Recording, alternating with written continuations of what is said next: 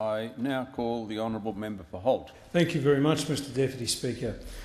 I rise here in this House tonight to proudly extend my best wishes to the many members of the Australian community of proud Indian heritage living in Australia, and those from my electorate of Holt who recently celebrated the 64th anniversary of India's independence from British rule on Monday the 15th of August 2011.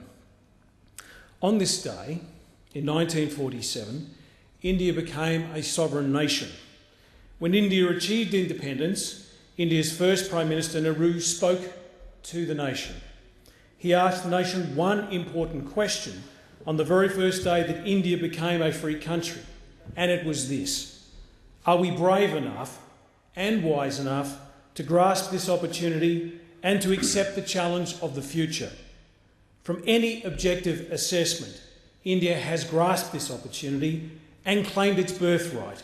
India's economic development, along with its emergence in key institutions like the G20 and other elements of the global political and economic architecture, is testament to the spirit of the people of India, a vibrant optimism, a desire for social prosperity and economic development, an opportunity for their country and their children. The Indian economy is growing at approximately 8%. The economic boom has translated into opportunities for its citizens in the way of new infrastructure, industries and improving the lives of many Indian citizens. India has been one of the fastest growing large economies since 1994, and Indian economic engagement with the rest of the world has increased, particularly in the services sector. It is apparent that the spirit of the people of India still move people within that country to fight for change, the changes that they want to see in their country and in the world. And at this time of profound change and hope for millions of people, India's story stands as a powerful example of what people can achieve through the peaceful pursuit of human, political and social rights. Australia has a very broad and deep relationship with India based on our common interests and shared commitment to democracy, pluralism, human rights and the rule of law.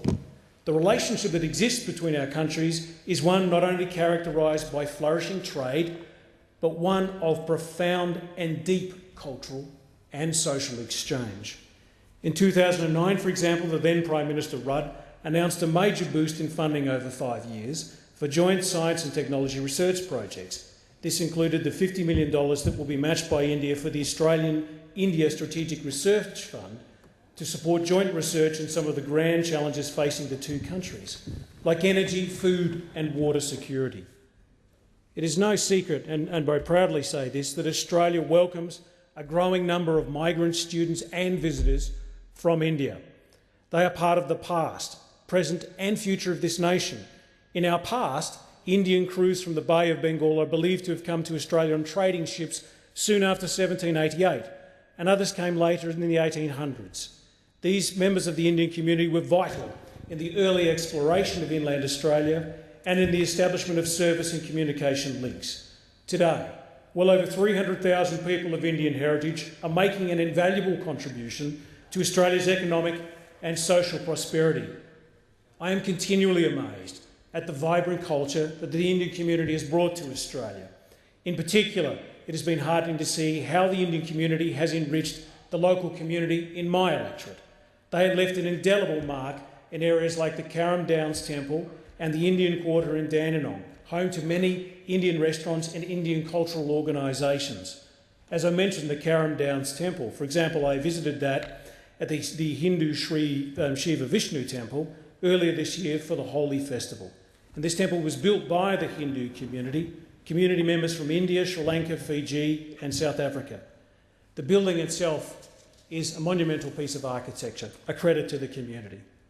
One thing I must say here, that one of the great triumphs of the Australian experience is to allow people from every corner of the earth to make this place their home, to share their cultures with their fellow Australians, and to do so in this country in an atmosphere of mutual respect, tolerance and shared understanding.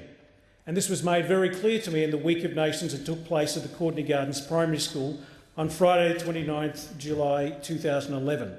And that's where they had a parade of nations.